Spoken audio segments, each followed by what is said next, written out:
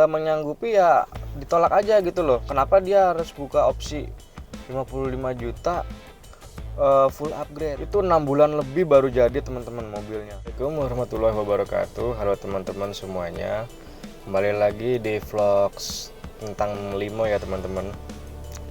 Jadi di vlog kali ini saya mau kasih tips-tips ke teman-teman yang berminat untuk memiliki atau meminang Vios Limo X Taxi. Itu tips-tipsnya apa saja? Jadi ada 5 teman-teman.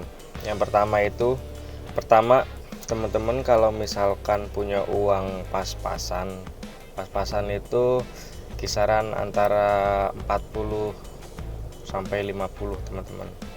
Di situ teman-teman jangan tergiur dulu dengan harga segitu ya.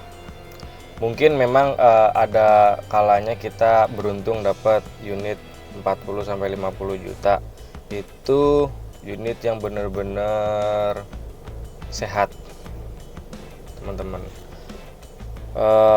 Tetapi itu biasanya kita yang sudah mengenal penjualnya, atau mungkin bisa saja kita ketemunya di marketplace atau situs-situs jual online itu. Tapi itu saya rasa 10/1 teman-teman. Jadi kalau misalkan teman-teman punya budget minim, nafsu gitu ya, ketemu dan harganya murah, itu teman-teman harus jaga-jaga ya. Seperti apa, kita pelajari dulu unitnya seperti apa, jangan langsung tergiur dan dibayarin tuh. Pertama itu jangan tergiur dengan harga murah. Kedua yaitu beli unit di pedagang yang sudah kita percaya. Jangan yang kita baru kenal, kita kenal dari marketplace atau situs jual beli online, kita langsung kenal dan kita langsung percaya gitu aja. Itu teman-teman harus hati-hati ya teman-teman, jangan langsung percaya begitu saja. Ketiga itu kita usahakan sedia uang yang cukup. Yaitu jangan terburu-buru teman-teman, punya uang, saya udah punya uang 40 juta gitu, pengen buru-buru punya mobil, mendingan dikip dulu uangnya, sabar sebentar, sambil nabung dulu. Kalau misalkan takut duitnya kepake, disimpan dulu di bank atau gimana caranya lah. Yang penting tuh dikip dulu 40 jutanya supaya kita bener-bener puas teman-teman. Jadi kan beli mobil kan gak hanya tentang unitnya aja, tapi juga harus surat-suratnya juga harus kita perhatikan. Terus ini pribadi dari saya, itu lebih aman ngambil di pool taksinya langsung. Itu benar-benar terpercaya teman-teman. Mulai dari unitnya kita dapat garansi, terus suratnya pun langsung nempel, dan kita nggak usah khawatir nunggu-nunggu kapan ada STNK-nya, kapan BPKB-nya turun. Itu kita nggak usah khawatir kalau langsung dari pool Bluebird atau pool taksi yang lainnya. Kenapa?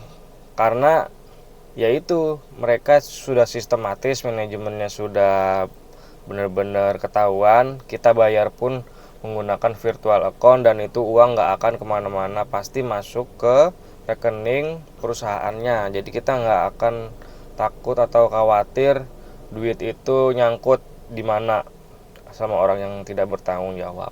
Yang kelima teman-teman,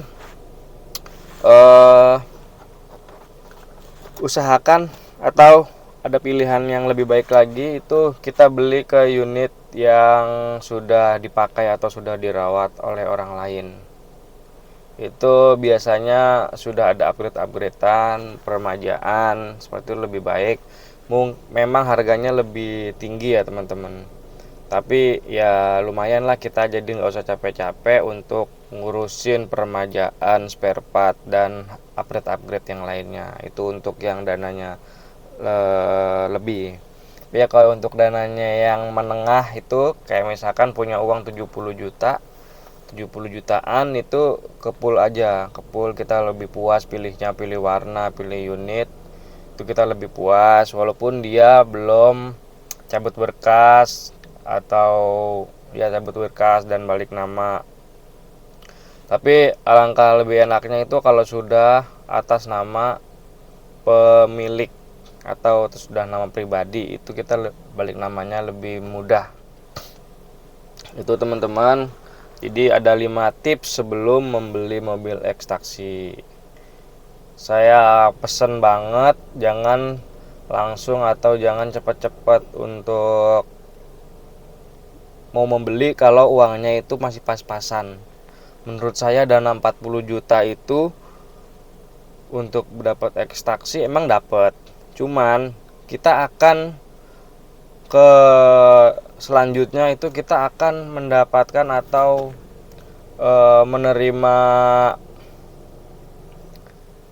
menerima kesan-kesan yang kurang enak lah gitu teman-teman. Ada aja lah, soalnya harga segitu tuh ya kalau memang beruntung sih dapat yang enak-enak. Tapi kayak ini saya mau ceritain teman saya ya. Saya ikut cariin unit buat dia. Kebetulan dia punya uang 50 jutaan, tepatnya 55 juta. Dia muter-muter cari unit yang sesuai warna keinginannya dia. Unitnya bagus, itu susah.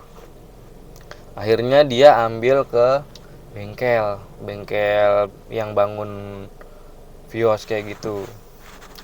Dijanjiin full upgrade semuanya ya kan, mulai dari head unit, power window, velg. Itu pengerjaannya lama banget teman-teman. Alasannya yaitu dia duit segitu cari bahannya susah. Kenapa dia mengiyakan gitu loh, menyanggupi. Kalau memang nggak menyanggupi ya ditolak aja gitu loh. Kenapa dia harus buka opsi 55 juta full upgrade? Tapi dia untuk menyanggupinya susah dan itu lama banget. Itu 6 bulan lebih baru jadi teman-teman mobilnya. Itu pengalaman dari teman saya dan saya ikut nganter langsung. Dan setelah 6 bulan pun itu mobil belum jadi utuh. Katanya mau di power window, di upgrade power window. Sampai sekarang belum di upgrade juga. Sampai teman saya nggak sabar diambil tuh mobilnya, power window belum dipasang. Dan terakhir yang lebih penting itu surat-suratnya. Sampai sekarang STNK-nya pun belum turun.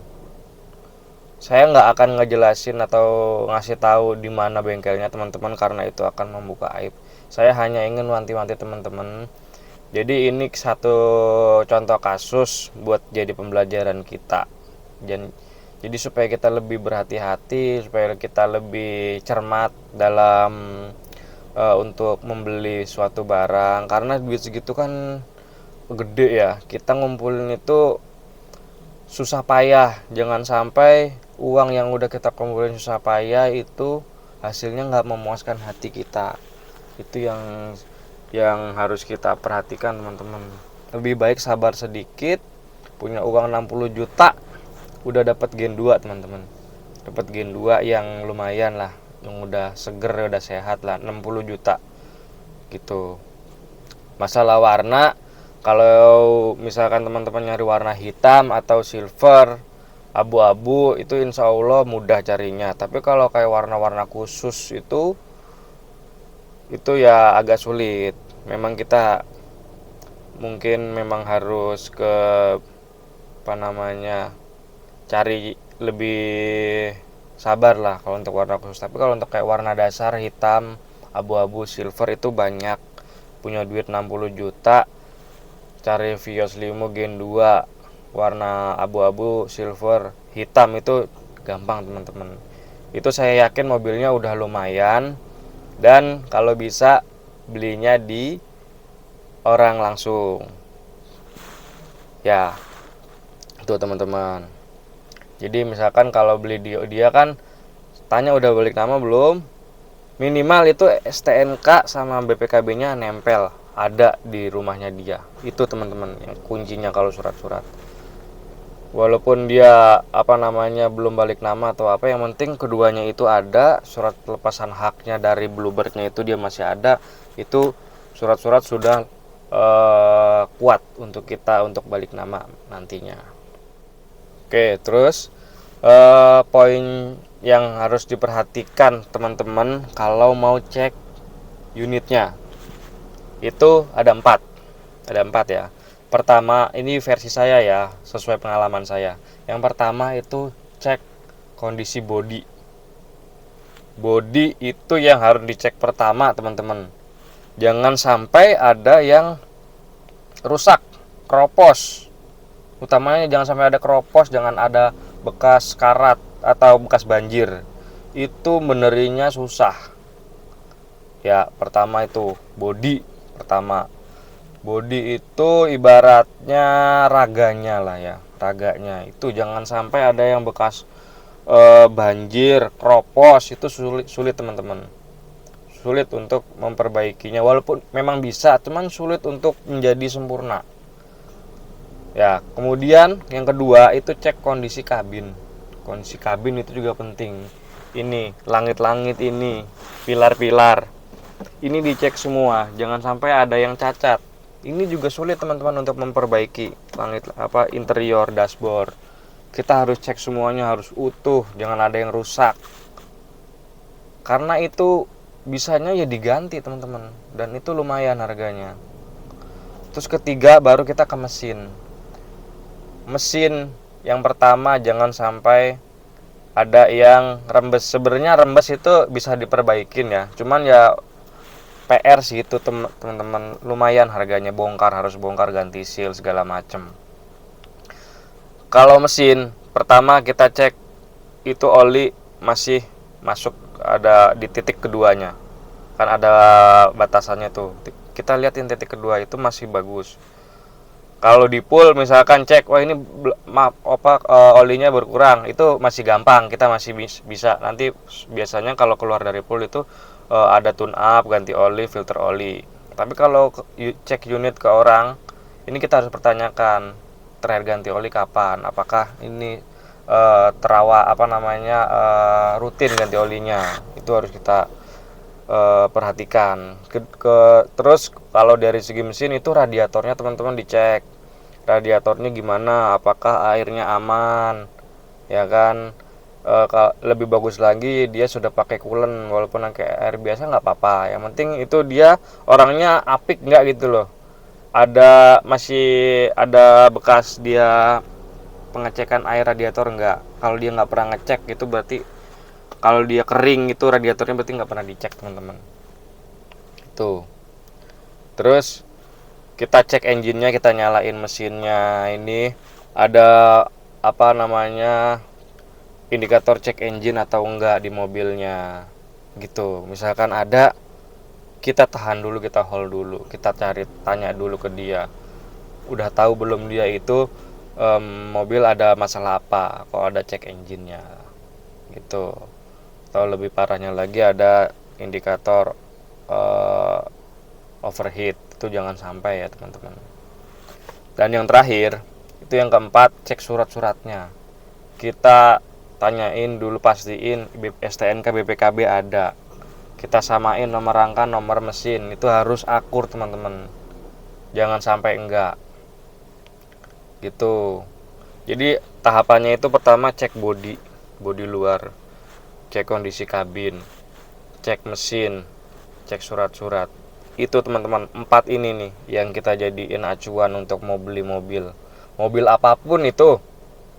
Itu yang harus dicek pertama. Pertama itu bodi jangan sampai ada yang keropos, rusak, bekas banjir atau apa. Soalnya kalau benerin bodi ya itu tadi saya bilang akan sulit dan memakan biaya yang mahal. Itu teman-teman. Kalau mesin kita masih bisa perbaiki, asal jangan ada bekas pecah atau overheat, itu kan mengakibatkan pecah itu di blok mesinnya, tuh jangan sampai ada. Atau kalau teman-teman ragu atau merasa masih awam banget terkait mobil, mendingan lebih baik bawa montir atau bawa temen yang ngertiin mobil. Itu teman-teman. Jadi jangan sampai uang yang udah kita kumpulkan dengan susah payah, uang besar itu kita habiskan dengan hasil yang tidak memuaskan. Itu sangat menyedihkan banget teman-teman gitu. Jadi kayak saya waktu itu punya uang 70 juta, saya datang langsung ke pool Bluebird, karena itu juga saya berdasarkan observasi. Karena saya melihat di YouTube itu orang-orang itu ya sudah saya pelajari semua lah, dan akhirnya pilihan teraman saya itu saya langsung ke pool. Itu udah paling aman lah teman-teman. Dia ada garansi, dia udah apa namanya, manajemennya jelas. Semuanya itu berawal dari manajemen ya teman-teman. Kalau manajemennya bagus, pasti produk yang dihasilkan itu akan bagus juga dan terpercaya. Gitu teman-teman. Jadi tadi yang pengalaman dari teman saya itu jadi pembelajaran aja. Kalau teman-teman nanya bengkelnya di mana, saya nggak akan memberitahu, karena itu hanya akan mengungkap aib dari seseorang aja, dan saya nggak mau mengumbar aib seseorang. Tetapi ini saya ngambil dari segi pengalamannya aja, supaya teman-teman lebih berhati-hati dalam mengambil keputusan. Karena uang yang kita punya adalah uang hasil kerja keras kita, jangan sampai kita buang dengan sia-sia. Kita pengen punya mobil untuk keluarga kita, ya kita harus mendapatkan yang semaksimal mungkin. Kayak gitu teman-teman. Mungkin itu yang bisa saya sampaikan, mudah-mudahan ada manfaatnya ya buat teman-teman semuanya. Saya bikin video ini karena melihat yang pengalaman saya 1 tahun memelihara mobil ini itu lumayan rame, makanya saya buat lagi video tips-tips seperti ini. Bagi teman-teman yang suka video saya, minta tolong like-nya dan juga komennya, supaya saya bisa mengkoreksi diri saya juga. Dan juga minta tolong subscribe bagi yang suka channel saya, supaya saya lebih bersemangat lagi untuk membuat konten-konten yang lainnya. Mungkin itu. Akhir kata, assalamualaikum warahmatullahi wabarakatuh. Mudah-mudahan teman-teman yang punya impian memiliki mobil segera tercapai. Kita saling mendoakan ya teman-teman.